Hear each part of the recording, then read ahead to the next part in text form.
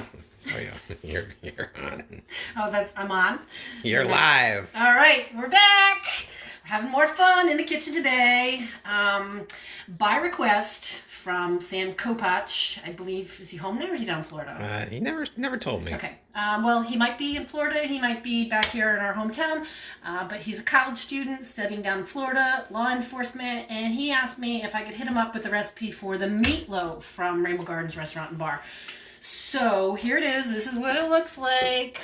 There's some things that we cook, on the fly, and there's other things that we cook with a recipe. We're going to go ahead and post this recipe for you. Now, when we made this in the restaurant, we use a combination of ground beef and ground pork, but I have the ground pork today because we made the wontons with that this week, so I'm just going to make the meatloaf mix with all ground beef. And here's the other thing that I'm going to tell you. Meatloaf and meatballs are not that far apart. What makes them different is a little bit of the seasoning. So I'm going to take this ground beef mix as far as I can towards both of them, and then I'm going to show you one quick thing that's going to alter the two recipes. I'm going to show you how I'm going to put those together as well. I went ahead and sauteed the onion for this recipe because you don't want it to be hot because what? I don't know. Something I screwed up the camera. Flip the camera. Flip it. There you go. All right. Technical difficulty. So you listen to me and you watch John. Let's start it. Should we do a do-over? I don't think people need to hear a do-over. Okay. So I went ahead and did the onions ahead of time because you need them to be cool because you're going to be putting raw eggs and milk into this, so you don't want the onions hot because that would cook the egg before it went into the oven. So I went ahead and diced. I showed you how to do that this week, and sauteed one onion. This is probably more than we need, especially because there's people in this house who don't like onion. So we're going to go down a little bit on that. The next thing that's going to go in here is salt and pepper.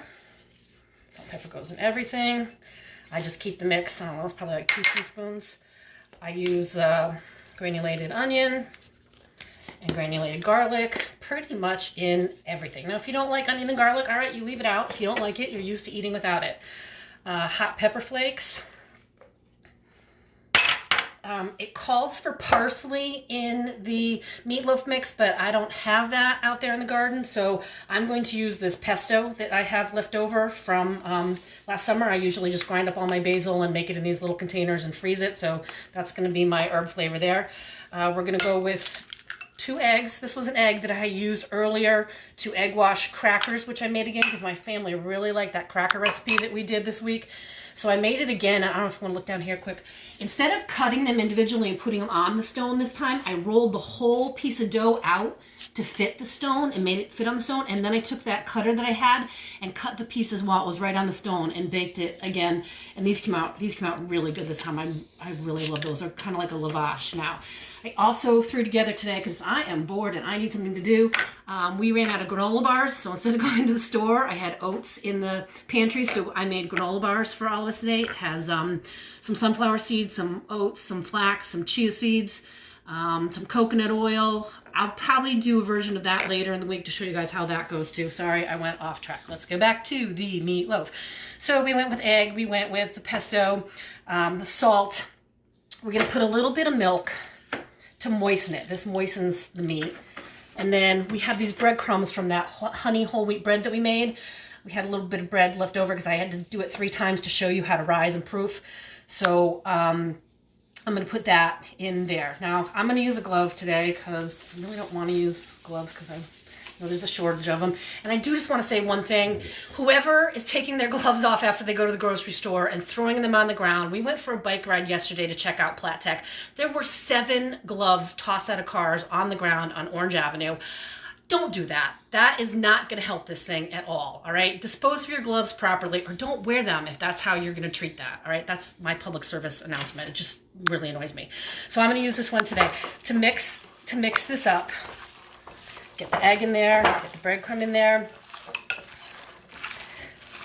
Now you could make this keto. A lot of my friends, instead of using breadcrumbs, they use ground up pork rinds for this recipe. You can make this with chicken. You can make this with turkey.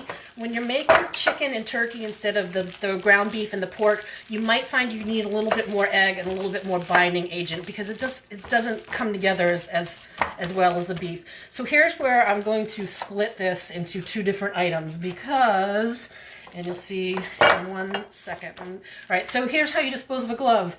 You pull it off, you pull the germs inside, you wrap it up, you throw it in the garbage can. That's it, it's done. All right, the meatloaf I had growing out back some fresh sage. So I'm gonna use that in our meatloaf because I didn't have the parsley, so chop that up.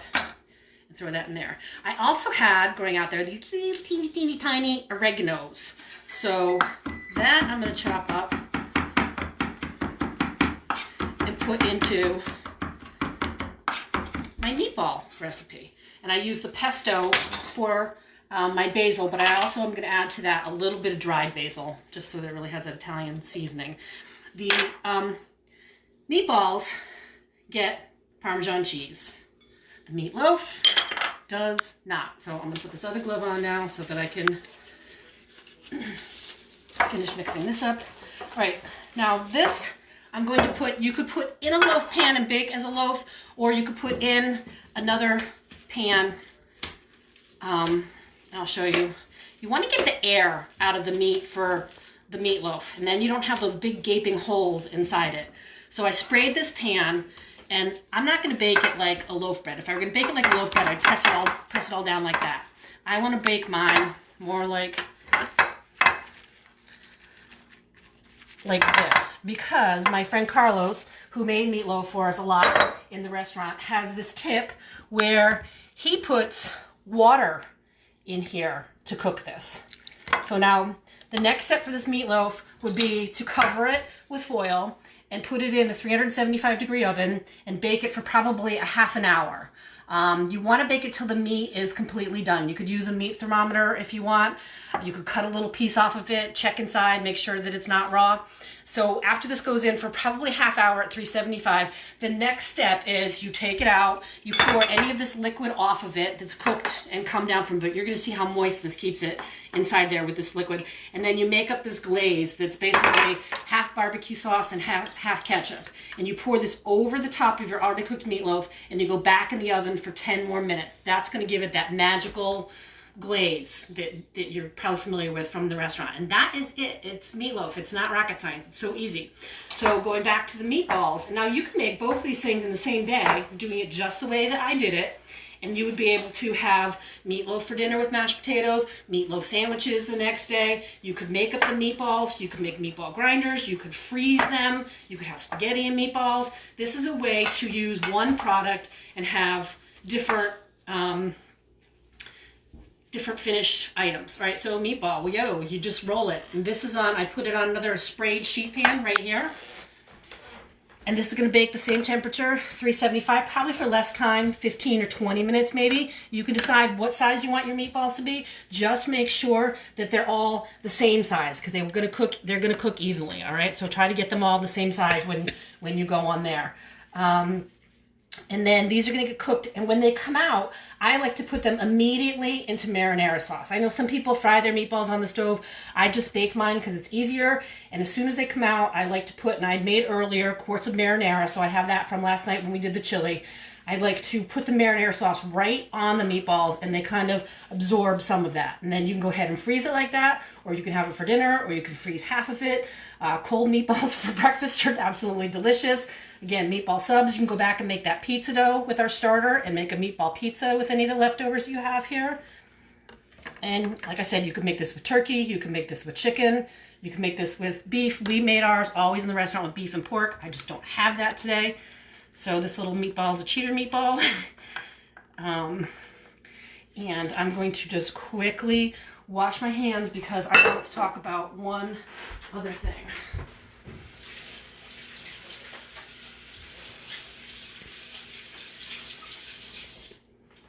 All right, so if you guys remember, if you guys remember, this whole thing started because we made sourdough starter, and then we started making products off of that sourdough starter. So the goal was to make sourdough bread because there was a shortage of yeast in the stores during this whole pandemic. Everybody ran out to buy yeast so that they could make bread at home. I think the yeast is back in the store, so that's over, but we made a starter with the flour and the water that would take the natural yeast in the air to make a leavening agent.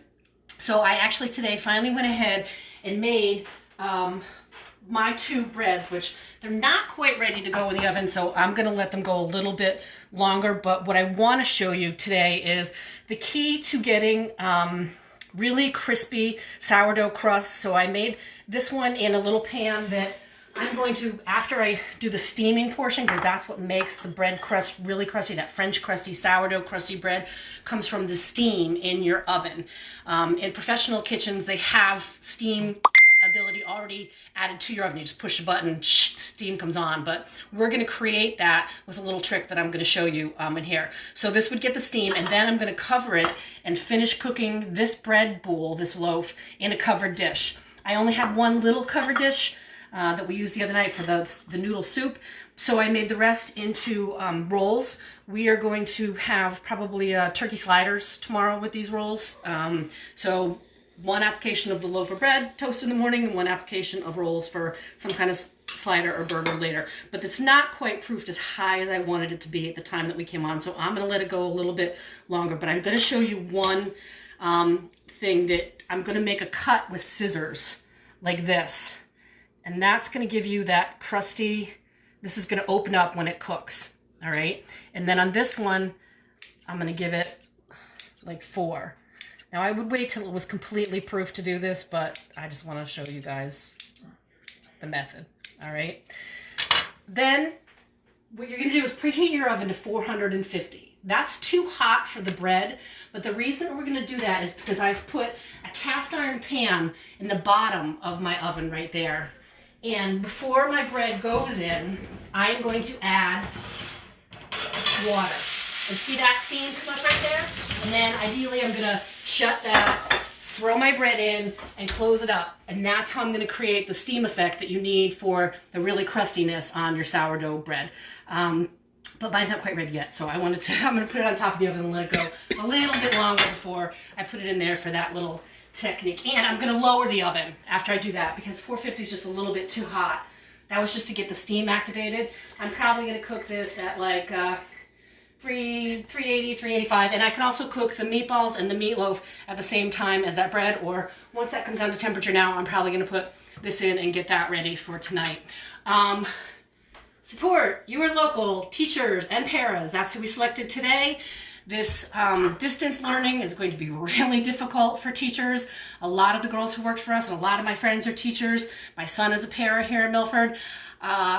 You're gonna have to have some patience with this distance learning. I think Milford's on vacation this week, so you teachers probably are not on vacation. You're probably home and preparing all your lessons for next week. But I'm gonna ask parents to just have a little bit of patience. Let the teachers get used to what they're doing here. This is new to all of us. Help your kids any way you can. No, you're not their teacher, but yes, you are their parent. So don't you want this education thing to be the absolute most ideal for your kids? We're just going to have to like pitch in a little bit more than in the olden days to get that work done.